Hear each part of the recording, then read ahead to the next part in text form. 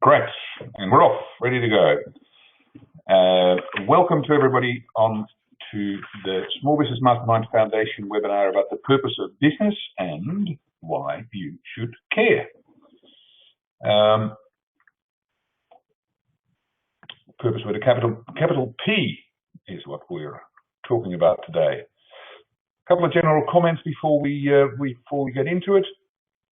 It's been proven time and time again that passively sitting and listening to someone talking means that you're going to forget 90% of what you've heard in less than a week. So if you want to get as much return on your investment of time in being part of this workshop, you need to participate, and the best way to ensure that you're focused is by working through the set of worksheets that I've already mentioned as we go along. Go and download them from that link that I've typed in at the top of the chat window, tiny.cc purpose L page. Please follow along with what I'm talking about on your worksheet. If you get lost, put up your hand. The mute buttons at the top of the screen, when you click, if you hover your mouse over the mute button, you get a few options to either raise your hand if you've got a question, or respond yes with a thumb up or no with a thumb down if I ask a question. So if you raise your hand, I will endeavour to come and help you out. It means if you raise your hand, it means you've got a question that needs to be answered. And also feel free, of course, to type questions in the chat window. But if you really need something answered, raise the hand. I'm more likely to see it straight away. So on page 2 of your worksheet is also an explanation of the webinar screen. Any questions about that, obviously ask as well. So I said we are recording, and you will get access to the recording of this webinar within 24 hours after completion of today. So don't do all of that. If you're going to get distracted by Facebook, LinkedIn, Twitter, email, text messages, etc., turn it off. Don't think you can be focused on Facebook and get value from this workshop at the same time. It just won't happen, not even for the women. Multitasking is a myth, believe me. And this is me. For those of you who don't know me, I'm a business coach, and I help small business owners become less daunted and less overwhelmed in their lives and as business owners, and instead to have fun in their business again and to build businesses that sustain them for years to come. And I'm also the author of a series of business books for small business owners, the 10 Truths books for business owners. And today's Small Business Mastermind webinar is actually about the first truth in both of my 2 published books, as well as actually the first truth of my 3rd book, which will be coming out later. And so, as I say, in Truth 1 in my 2nd book, this is Truth 1 from the first book on the slide there. Truth 1 in my 2nd book. A business that sustains you for years to come has a purpose for existing far beyond making profit or maximizing shareholder value. And this is what I want you to take away from attending this workshop webinar today. I want you to all walk away enthusiastic and with at least one action that you're committed to taking in your business around getting clarity on the purpose of your business with a capital P. And second, I want you to all leave with a greater appreciation about how important it is to be great at what you do, as well as being great at running your business.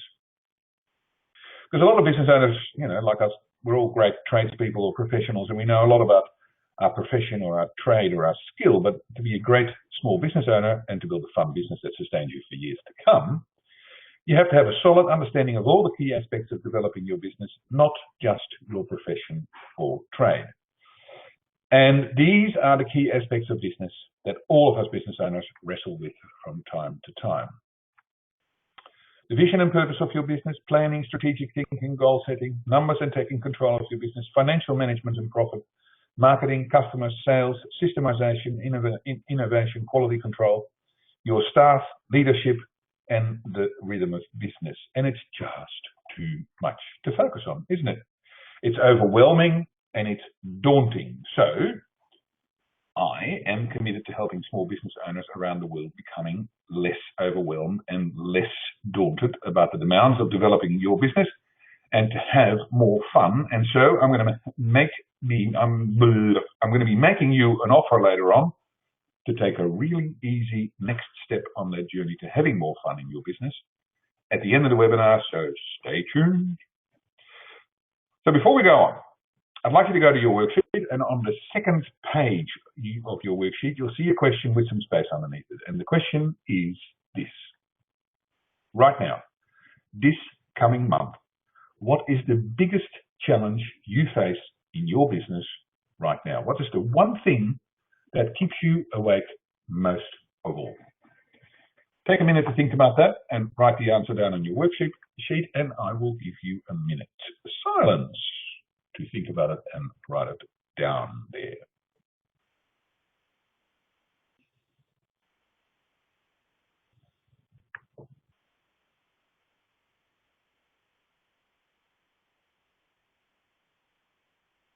So I trust that that was enough time to decide what the biggest challenge for you in your business is right now. If not, keep writing. This is our agenda for today.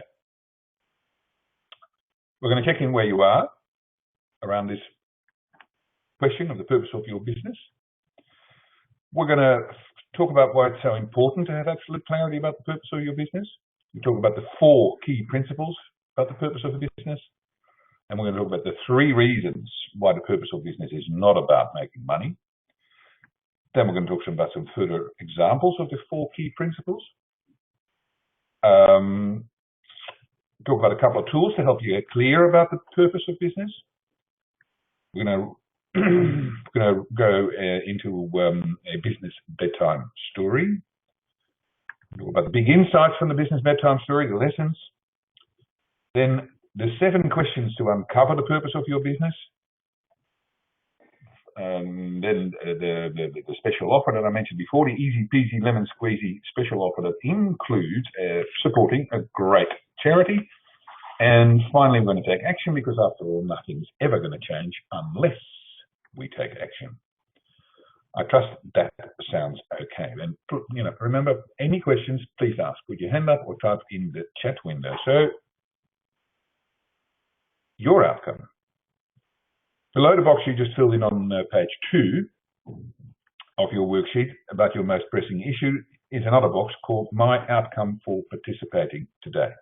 What do you want to get from being here today? What do you want to walk away with? What do you want to achieve? What's your purpose for being here today?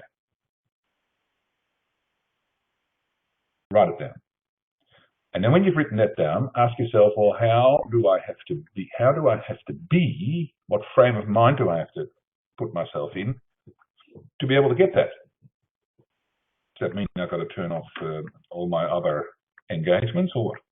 So let's get started, and to begin, let's check in how everyone feels about numbers and predicting the future with about the numbers. Sorry, I was focused on something else. Let's start and begin. Let's check in how everybody feels about the purpose of business. And the question is this. When I think about the purpose of my business, what I feel is, and hang on, it's going to come. And I'm putting up the poll in a second. There it is. Start voting. Right. When I think about the purpose of my business, what I feel is either A, frustrated, because all I seem to be able to do is compete on price. Seems like my market and my customers have mostly no other interest in my business than being the cheapest. Or B, I'm confused, that I don't understand. I thought making profit would be the most important reason for my business to exist. Or C, hamstrung, because I know where I want to go and what I want to achieve, but my customers seem to want me to go somewhere else most of the time. Or D, I'm excited because I absolutely know what my business exists for, and my customers and my staff are just as excited about that as I am. So please select your A, B, C, or D now. And there we go. Getting close. Fairly evenly divided so far. A few more in. So, well, actually, we've now got 80% of people got A, B, or C, and 20% of D. And that's, of course, pretty well as I expected. Very glad to see that there's at least one person there who's got a D. But that's pretty well what I expected, because when I ask this question of small business owners, this is always the question I get, the answer I get. We're mostly confused, we're mostly frustrated and feeling hamstrung. But so why should we care about that? Why do we need to get clear about the purpose of our businesses? Why should we ask ourselves the question, what is the purpose with a capital P of our business? Why does my business exist? What is it here for? Why should I have to be so clear about those answers? And this is why. If you don't care why your business exists, your customers certainly won't either. And then what's left is competing on price. And competing on price is a dog's game. Because for one thing, there's always someone who will do it cheaper. Hence the purpose of this call. How can we go about uncovering the purpose of our business? And so what I'm going to be doing in this webinar is to give you some deeper understanding and insight on the purpose of business and direct you to a few simple tools that you'll find really helpful to get clear about the purpose of your business. And I will be leaving you with some simple steps to take straight away. So we're on page 3 of your worksheet now. Let's jump into the 4 key principles that we're going to focus on in this webinar, the 4 pillars. They are, first, the purpose of business is not to make money. Second, competing on price is not a strategy for sustainable success of your business. Third, in order to avoid having to compete on price, you need to be clear about the purpose of your business. And fourth, the purpose of your business has to relate to your customers' needs. So let's get into those 4 principles in greater depth. And the first thing to understand is why I say that the purpose of business is not about making lots of money. Why not? Because, that statement runs counter to most people's understanding of business, really. At all levels, we've all heard the refrain that is echoed by business gurus around the world about maximizing shareholder value. But so am I saying that there's something wrong with making money? Well, no, of course not. On the contrary. Making profit is great. Absolutely nothing wrong with making lots of money. It's heaps of fun to make a lot of money. And what's more, a business can't develop and grow if it doesn't make a healthy profit year in, year out. But it can't be why your business exists. It cannot be the reason, its reason for existing, for 3 really important reasons. First, making profit doesn't differentiate you from anyone else. Everyone wants to make money. So how does that help a customer to make a decision about who is better for him or who? Second, your customers don't actually care about your need to make money, sadly. Because when was the last time you yourself actually did business with someone because they told you they needed to make money? And third, if the purpose of business is make money, then there is never enough, because you can always make more money. It's like this. John Mackey, who wrote this book that's up on the screen at the moment, he's the founder of a business in America called Whole Foods Markets, which is a $6 billion organic and biodynamic grocery retail company in the States. And he wrote this book. And he says, thinking that your business exists to make profit is like thinking that human beings exist to eat food. Powerful statement. Obviously we need to eat food as people. We enjoy eating food, and good food is nicer than bad food. But it isn't why we exist. We need to eat food to make good on our purpose in life. And so it is with business. Your business needs profit and cash, and a fair bit of it as well. But the primary reason it needs profit is to allow it to fulfill on its true purpose. Look, there's been lots of other people that have written and talked about this concept as well. People such as Jim Collins. This is a terrible copy cover of his book cover, but you can see it. Jim Collins, Good to Great. It's a fantastic book. Jim Collins is one of the greatest of the modern business management gurus, and he goes into great detail about it in 2 of his brilliant books. This one here, Good to Great, but also the other one, Built to Last. And marketing great Roy Spence wrote a book, It's Not What You Sell, It's What You Stand For. And personally, I really love a guy called Simon Sinek and his take on this. And he's also a best-selling business author and management guru. And there's a fantastic video of Simon Sinek on YouTube at a TED conference. And you'll get the link to that on the resources page of this webinar as well. And in that video, and this is his book, in that talk that he gives, his refrain is, people do not buy what you do, they buy why you do it. Why you do it. In other words, your customers want you to explain to them why your business exists. What's it on this earth for, and why they should care. In other words, so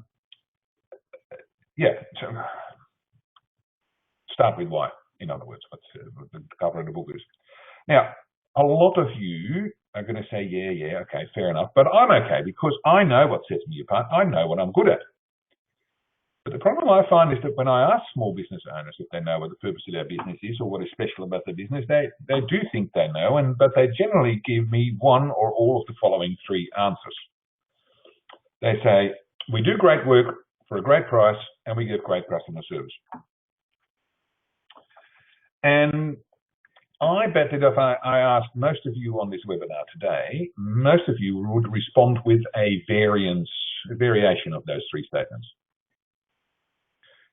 And then I'm going to hear you ask, well, okay, yeah, but what's wrong with that? Because I do great work and I do supply a great product and I do it for a great price and I get great service. So what's wrong with that? Why isn't that good enough purpose of my business?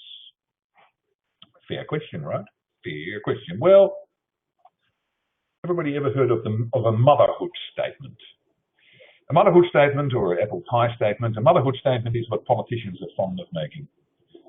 Politicians are fond of making motherhood statements. They say, I'm in favour of motherhood, vote for me if you agree with me. Or in Australian context, a favourite variant of that is to be vote for me because I stand for Australian values. Anyway, so I'm in favour of motherhood, vote for me if you agree. Well, no one's ever stood up and said I'm not in favour of motherhood. But those three statements, great work, great price, great service, are motherhood statements. Because we missed one. Oh dear. Because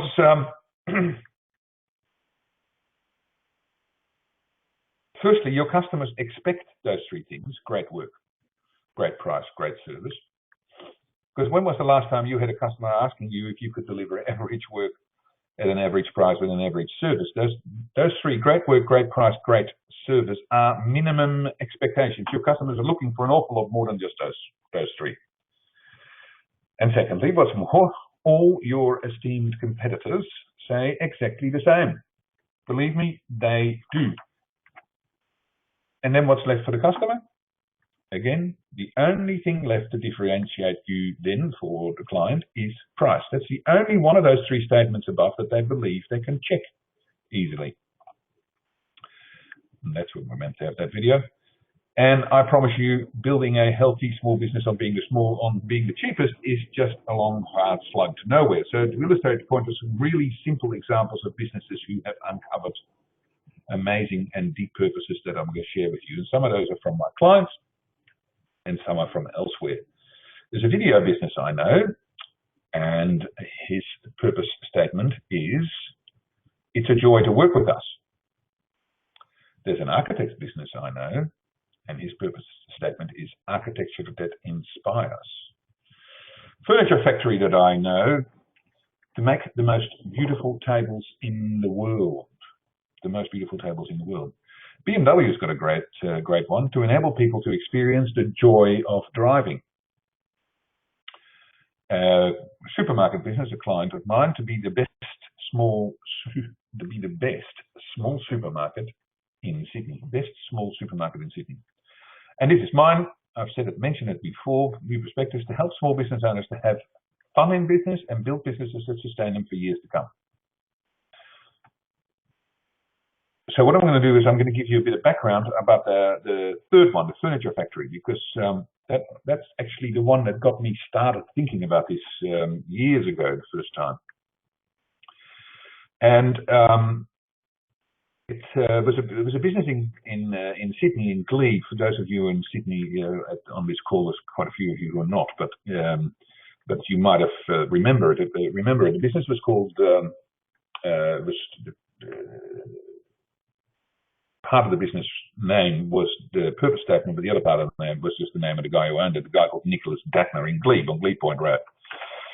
And it doesn't exist anymore now, not because they went bankrupt, quite the opposite, because the owner just simply made enough money to sell all his stock and close the business and buy a boat and sail around the world for the rest of his life. The most beautiful tables in the world, I dare say that wasn't one of them. It's a nice table though. And see, I often drove past that showroom, and the statement on the windows caught my eyes every time I went past. And it was fascinating to look up close, because this business purpose, to make the most beautiful tables in the world, drove all decisions and processes in business.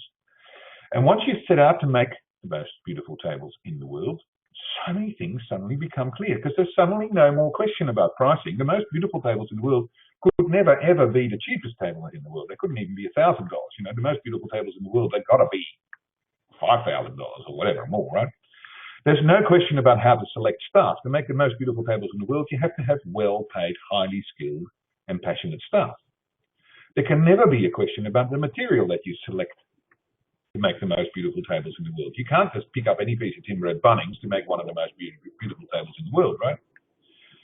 Et cetera, et cetera. Marketing decisions become so much easier to make, et cetera, et cetera, et cetera. So nailing your colors to the mast with such clarity takes guts, but it also makes life so much simpler. And from a marketing perspective, it really becomes easy to start conversations with potential customers.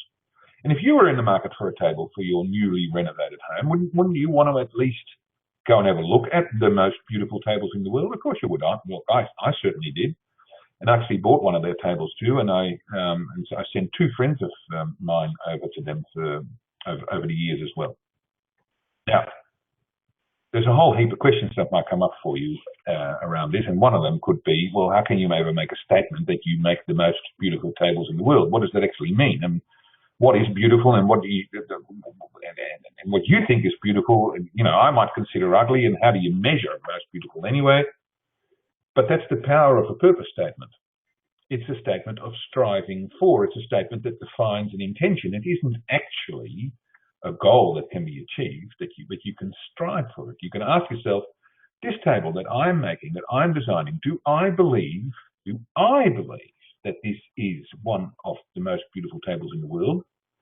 And if I can't answer that question clearly with a yes, then I'm not going to make it. And what's more, I'm not going to sell it.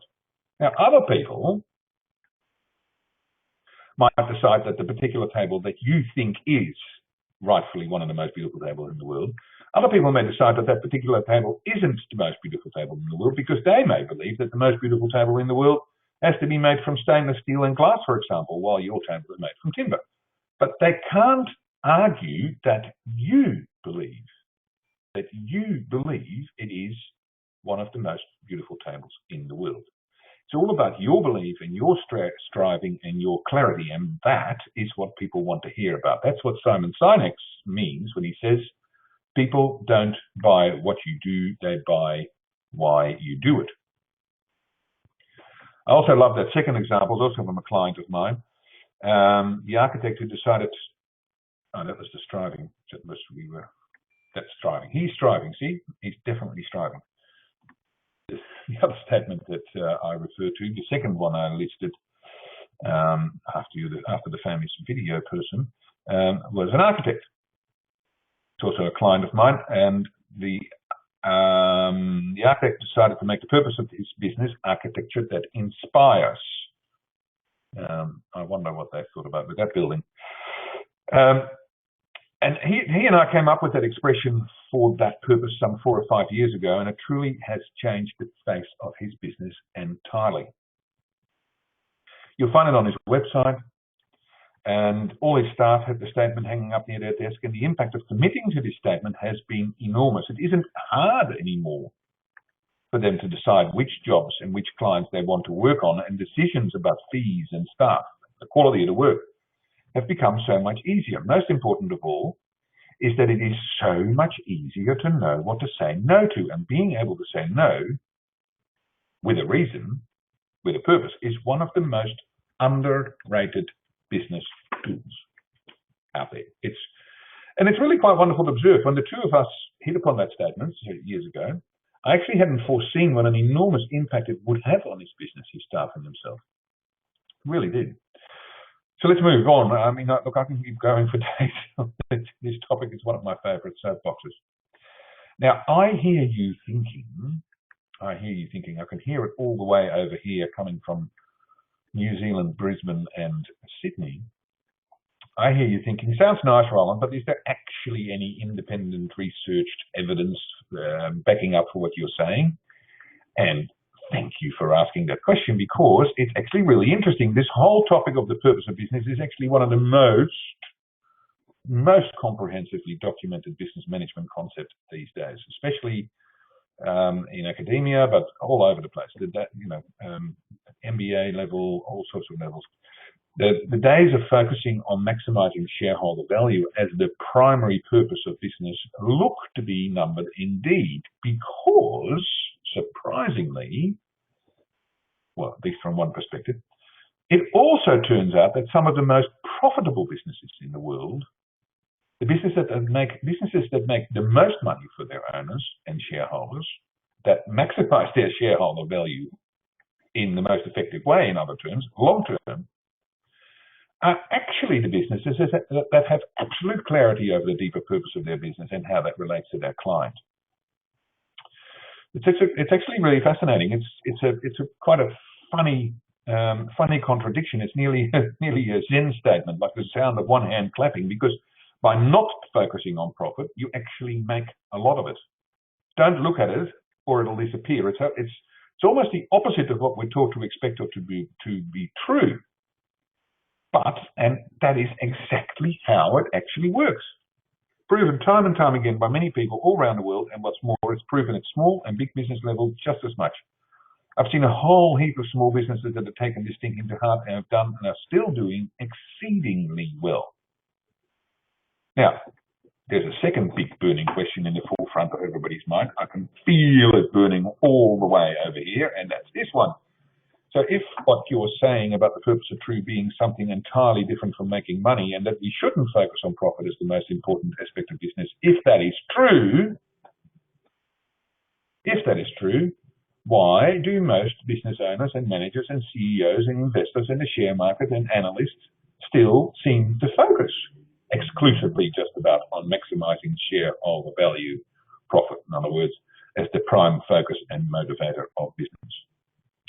And it's another fantastic, great question, and thank you for challenging me. Because I think the reason is actually this. It's just so much easier. It's so much easier to talk about money. Money is such a simple thing to focus on and to measure. And all you need to do is look at a single number and you can ask, do I have more today than I had yesterday? And if you do, you're doing all right. And if you don't, you're not. It's actually really hard to maintain a focus on something as tough as making the most beautiful tables in the world, or it's a joy to work with us, or the architecturally inspiring, or being the best small supermarket in Sydney. Every day there's going to be temptations to compromise. It means having tough conversations, doing tough work, and making tough decisions all the time. It actually takes courage. True courage to stick your neck out and say, from here forth, we only do architecture that inspires. And that means that if a project or a client walks in the door that isn't at some level inspiring, then we say no to it. Even if we could have made lots of money from that project. It's all about courage. Courage is tough. That's why it's called courage. Not many people are prepared to be truly courageous like that person in Tiananmen Square. And we're at the top of page 5, I believe, of your worksheet at this point. And so what's more, people don't actually know, though. This is the other problem. People don't actually know that it requires courage, that they need to be courageous. They just simply don't realize it because we don't have these conversations. We don't have these discussions in business.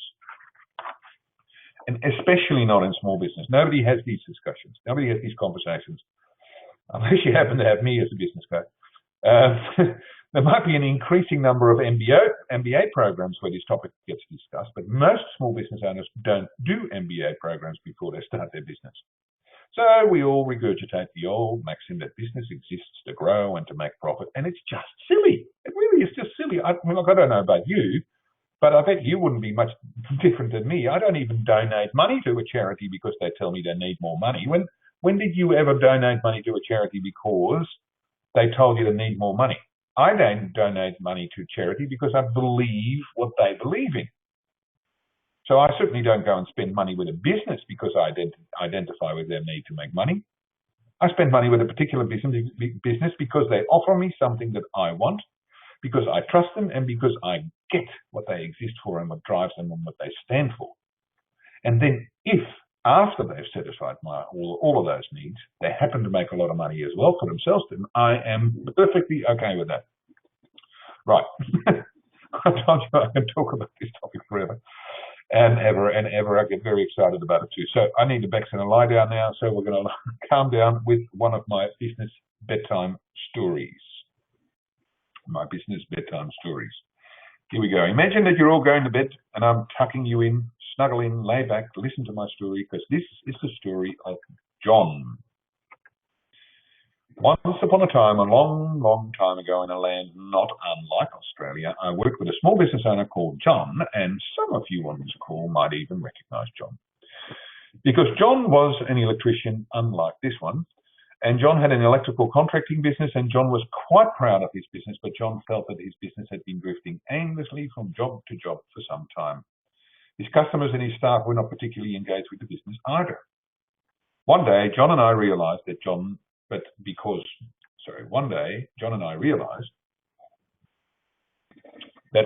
John himself wasn't particularly clear on what the business was about or why it existed, he could hardly ask anyone else to be engaged with it either, and hence, over a period of some weeks, we went through a process to unearth what John himself was really all about. Why he did what he did, what engaged him, and hence what the purpose of his company was. One day, in the middle of a conversation, John's face lit up and I could see him smile from ear to ear. What he'd realized was that what drove him more than anything else was safety. He couldn't sleep at night unless he knew that all his customers were sleeping safely too. The idea that any of his electrical installations might not be 100% safe would keep him up at night. And we honed in on this insight and clarified it in the statement, "You're in safe hands." And suddenly things started to fall into place. The whole direction and focus of the business became clear. John was able to communicate this purpose of safety and being in safe hands to his staff and engage them in it. All his language with customers and on his website and other collateral became about his passion for safety. Sorry. So John knew he was on the right track with his purpose one day. I remember that really clearly that day when that happened. When one of his foremen actually came up to him and he said, "Look, you know, you're always talking about that we're about total safety and that our customers are in safe hands. Well, if that is so, don't you think we should stop using those cheap circuit breakers that we've been using the last couple of years?" Now, a few years later, it's hard to recognize John's business anymore. The brand and the purpose have become one, and everyone associated with the company lives the purpose every day. And John and his staff and his customers lived happily and safely ever after. The end. So before I'm going to talk about the lessons from John, I want you to go to your worksheet and write your own top takeaways down on your worksheet if you can. There's space there on the worksheet. So what's come up for you from everything you've heard me talk about? What did you think when listening to John's bedtime story? What about that idea of deciding to be making the world's most beautiful table, or you're in safe hands, or helping people experience the ultimate joy of driving, or to strive to ensure that it is a joy to work with you. What are the top 3 insights of learnings that you've got from this workshop so far? Or maybe, you've got some more questions rather than insights. What are your top questions in that case? Please go ahead and write them down, and I'm going to give you a minute to write before I go on.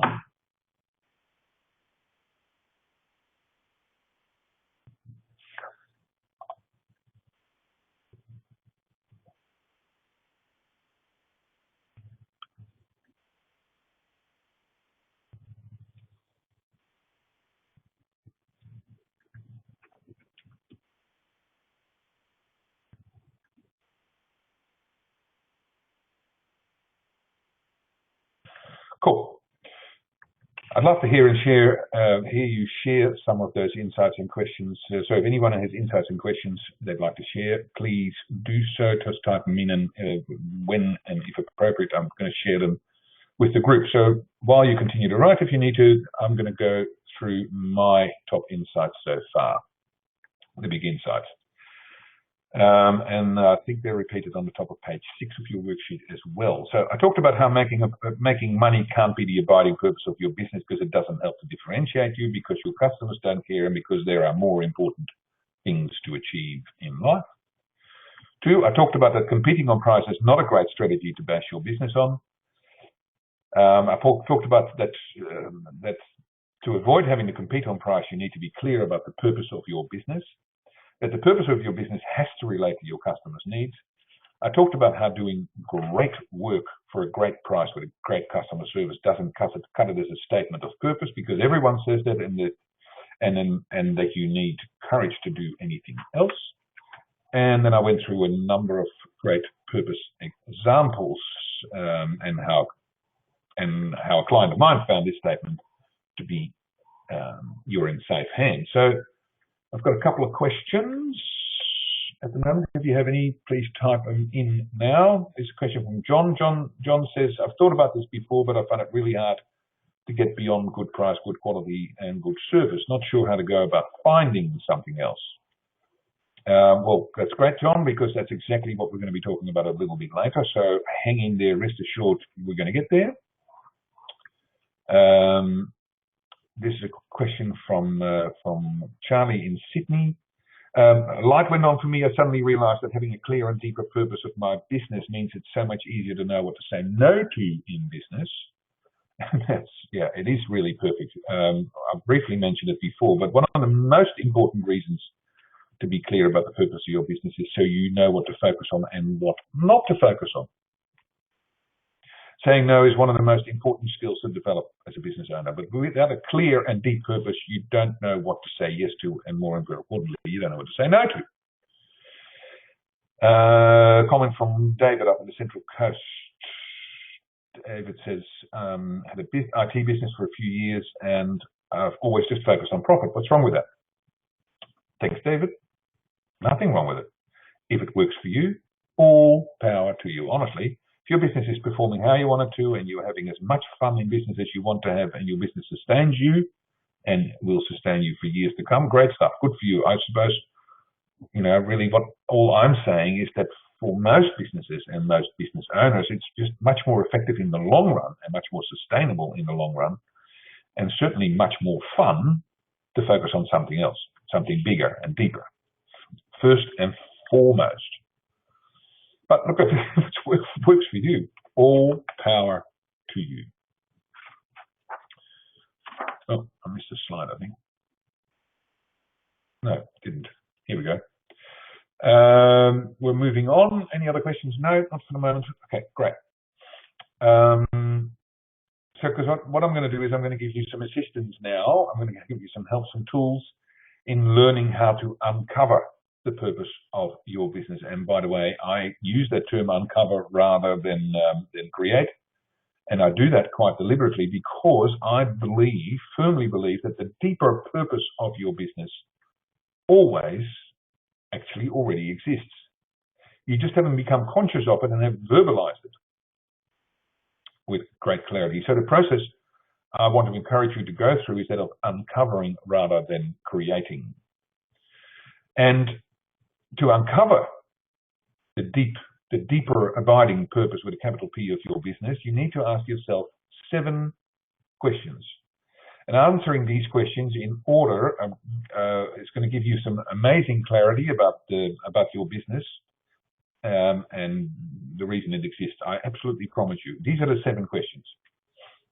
And pretty well all those people that I've mentioned before have worked through these questions in some form or other to get to their purpose. Otherwise, it just doesn't. You can't get there as powerfully as those. So question 1 is, what are my 5 most important personal values? Personal values. Question 2, what core beliefs do I hold about my business and my industry? Question 3, what do I get really excited about in business? What do I get out of bed for? What am I passionate about? Question 4, what do I want my business to be the best in the world at? The best in the world at? Who are my ideal customers? 6, what do my ideal customers need or want that they're not presently getting from anyone? And last question, how can I address all those 6 previous questions above and develop a long-term, sustainable, profitable business model around the answer to those questions? And those are the questions that you need to ask yourself and answer. They're not easy questions to answer, of course. They'll take some soul searching and possibly brainstorming and digging around with others, but that's how you get to the bottom of the purpose of your business. So the worksheet that you've got that's part of this webinar has those questions on them as well. And as I said, though, these are not likely to be questions that you're going to be able to answer off the top of your head here on the webinars. And besides, I've also on the resources page there is another worksheet. There's a worksheet called the Values and Beliefs and Guiding Principles worksheet. It's also on the webinar resources page. And Ian, I got your question. I'll get back to that in a little bit if that's okay with you. So that worksheet, I suggest you download it as well and work your way through those questions, because that worksheet is going to help you answer certainly the first 3 questions of those 7. So, and we'll talk about that a little bit further before the end of the webinar. So before we go on to taking action, let's have a look at the top takeaways. Again, there's some space on your worksheet to write down your top insights and learnings and questions, and also those of others. So ask yourself, what are the top 3 insights you've had since being on this webinar? What do I see now that I didn't before? Or maybe what are your top 3 questions? In other words, just take a moment to focus on the most important stuff that's going around in your head.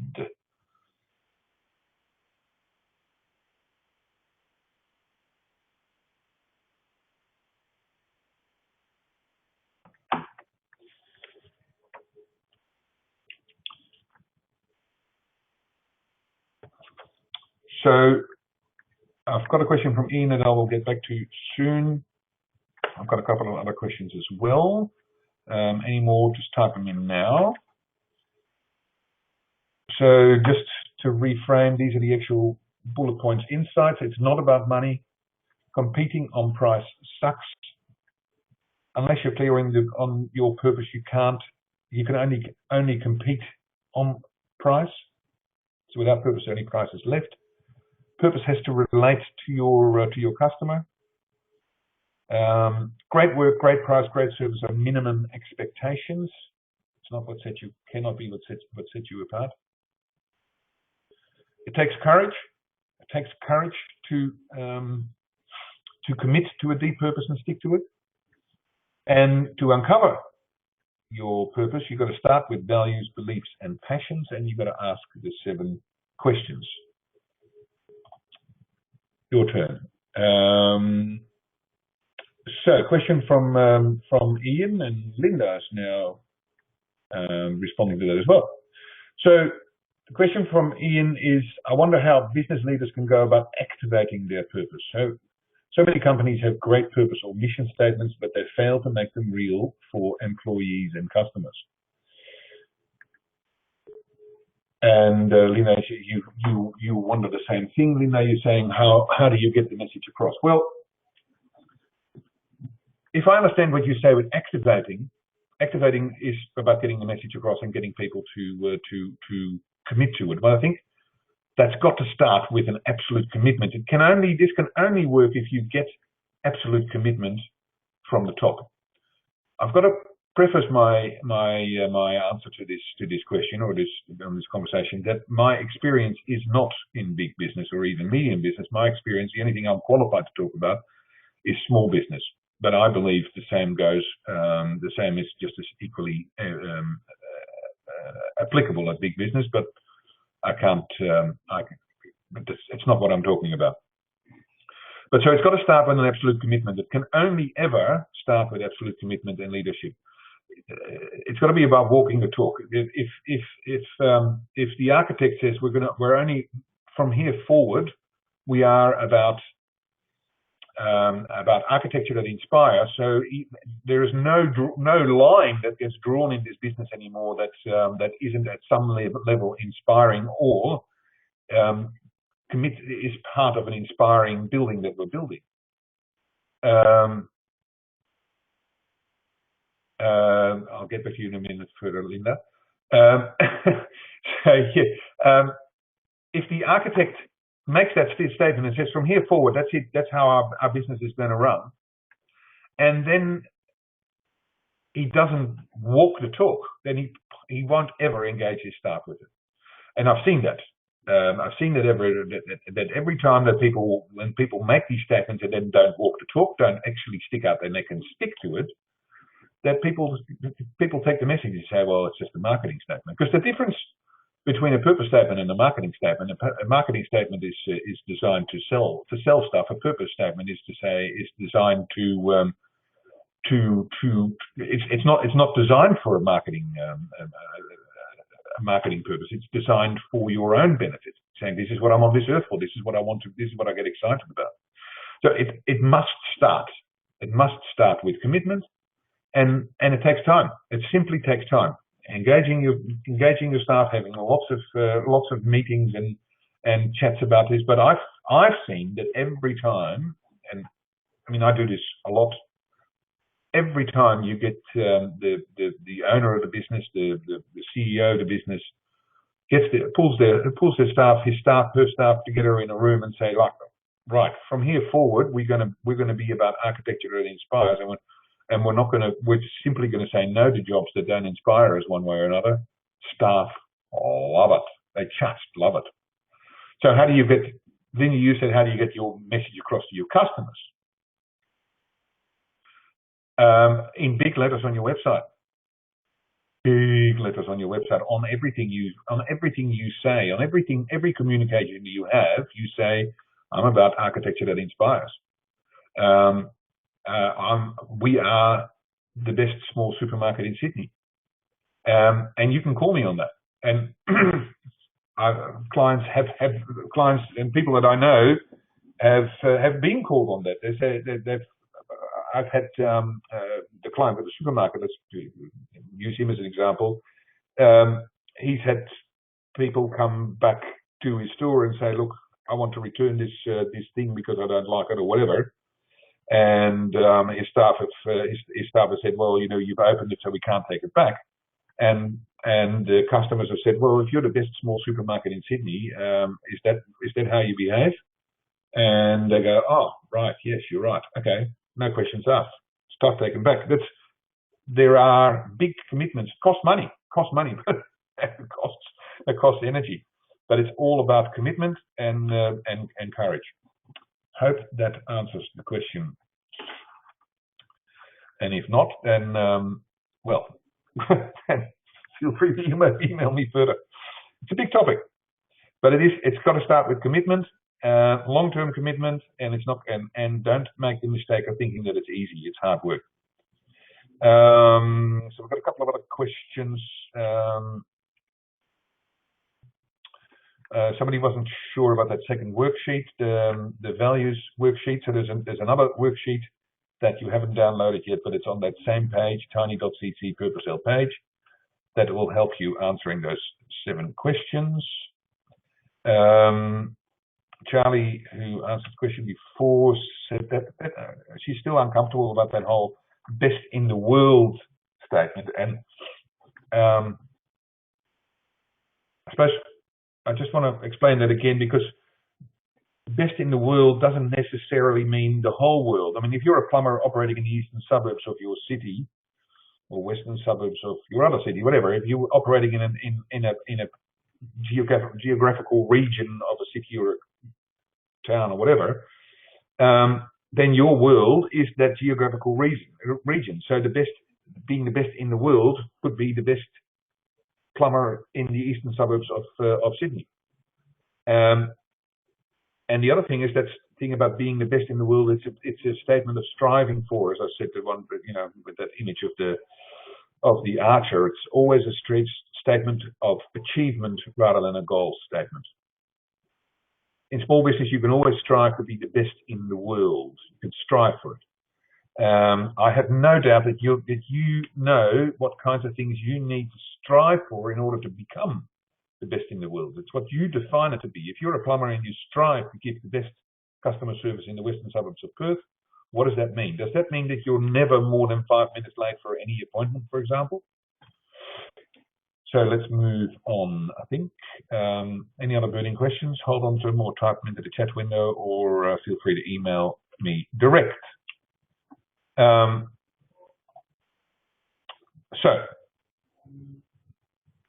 as I mentioned before, I want to make an offer to you that I've designed to make it as easy as possible for you to take a step forward out of feeling daunted and overwhelmed about all those key business development priorities that are screaming for your attention every day. And as I said, because of my purpose, the purpose of my business is that I am completely committed to help as many small business owners in the world as possible to have more fun in business and build businesses that sustain them for years to go. So remember, I asked you to focus and write down your most pressing issue, the biggest challenge in your business right now. So have another look at it. I wrote it down right at the beginning on page 2, I think. Your most pressing issue. And for this lady, it was her sandwich. It was a bit too full. So is that most pressing issue still right, or has it changed? So check in with yourself on that, please. So here's the deal. I want to help you with that. I want to help you find some simple, effective steps forward, simple, effective, practical steps forward in relation to that most pressing issue, that big challenge. And I've created a really, really easy, super special, easy peasy, lemon squeezy offer for people who attend these mastermind webinars. This is what you get. You get to carry out a really powerful business health check, and you get a written report on powerful, comprehensive written report on the health of your business across 10 different key aspects of business.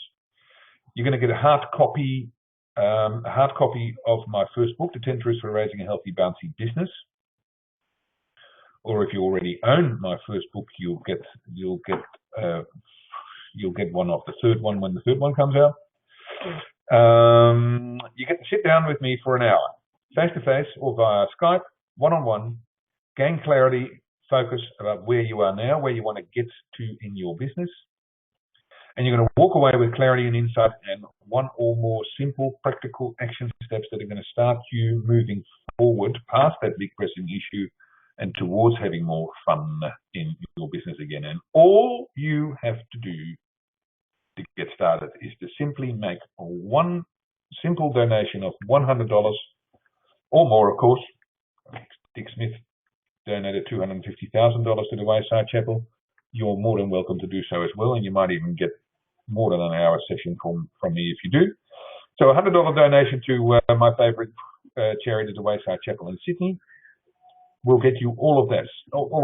Business health check, copy of my book, an hour face-to-face, and clarity, insight, action. It is absolutely going to be the most effective charity donation you've ever made in your life. Cool or cool? The offer is repeated on your worksheet, There's a web, the Wayside Chapel as well on the worksheet. Let's put it simple though, thewayside.chapel.com, and then click on the donations button. So these were the big insights. It's not about money. Competing on price sucks. If you haven't got clarity on the purpose of your business, you can only compete on price. The purpose has to relate to your customer. Great work, great price, great service, minimum expectations for customers. It takes courage to commit to a deep purpose and stick to it. And to uncover your purpose, start with your values, your beliefs, and ask the 7 questions. Action. We're about action. Ain't nothing going to change if you ain't take no action. No siree. So there's a special resources page that I've been talking about, tiny.ct purpose help page in box. And you already have your worksheet, and there's room for taking notes and for answering the 7 questions, and there's the other worksheet as well. So this is what I want you to do. And these actions are also on your worksheet. First, set some time aside. Set some time aside for over the next few days to be able to get into this in the next week, certainly. Be sure to do this. If you do not set some time aside to do something with what you learned, any information I've given you today in the next week, then coming on this webinar has been a complete waste of your time, plain and simple. The only thing that ultimately makes any difference is what actions you're going to take. So look at the worksheet. As I said before, there's resources on the landing page, and this is what I want you to do. What I'd like you to do. What I'd encourage you to do. So go to the landing page, watch the Simon Sinek video. Download the Passion and Purpose worksheet. There's that second worksheet that I've been talking about. Put aside somewhere between half an hour and an hour to complete that worksheet. Download the article on which this webinar is based and read it. Make a first attempt at answering those 7. Come on and draft the first sentence or paragraph about the purpose of your business and send it to me by email. I would love to see it. And I'd love to give you some feedback on what you come up with. And finally, I'm going to ask you to do something weird. And this is called scaling, or relative scaling, as a matter of fact. It's actually a really, really powerful method, to help people get unstuck, or to help people find really small, simple step actions to move a big project forward. So on your worksheet is a scale from 0 to 10. And it's called your Master of Purpose scale. 10 on the scale is that you are totally purpose-driven with a capital P in your business. All decisions, all actions are based on your purpose, and 0 is the opposite. What number would you give yourself on that scale? So mark it on the scale, put a number beside it. Now next, ask yourself the question, what do I need to do this coming week? What do I need to do this coming week to move one small increment up my Master of Purpose scale? What is one specific action that I can take to move one small increment up the scale, from, for example, from 6 to 6.1? Next, get your diary out. Get your diary out, your Google Calendar or whatever diary form you use, and book some specific time in your diary for that specific action that you are going to take in the next week. And then finally, remind yourself in your diary to do the same again next week. Ask yourself the same question next week at the same time. This is a really powerful exercise. It works. It's really amazing how well this works. You'd be surprised. It's very simple and it's deceptively powerful. So that's it for this webinar. Please make sure you do this action, especially the scaling exercise. They're not going to take much time at all, but taking the time to do them means you'll be taking the first step to building a fun business that sustains you for years to come. So do it already. And don't forget the special offer. Again, the link to make the donation to the Wayside is near the bottom of your worksheet. I might even type it in here as well. TheWaysideChapel.com. WaysideChapel.com. So it's also on the resources page, actually, that tiny.cc page. So it's everywhere. And it might even be back on your screen again now. No, that hasn't got the link there. But anyway, it's going to be the best $100 that you've ever donated ever to anyone. So do it now. You'll get a mountain of valuable insight, learning, and clarity out of the health check, the report, my book, and the session. You really will. I promise you, it's the best deal you've had all year. Get a step closer to having fun in your business, and the Waysite's going to love you too. So, any other questions? Any other questions? And if you take nothing else away from this webinar, just ask yourself that question with the scale, if you can. How can I become a little more purpose-driven in my business next week? Try it out. You will be surprised about the impact it's going to have on your business and your life, I promise. Any last questions? Counting. Type now. Hold up your hand, or obviously feel free to email me later. And the recording will be on the resources page, and you'll get an email notifying you of that. That was the questions. So there's the link to the Wayside Chapel again, thewaysidechapel.com. That's it from me. Thank you very much for being here, and feel free to email me at roland@newperspectives.com.au if you have any other questions or concerns, and let me know when you've made the donation. Thank you. Goodbye.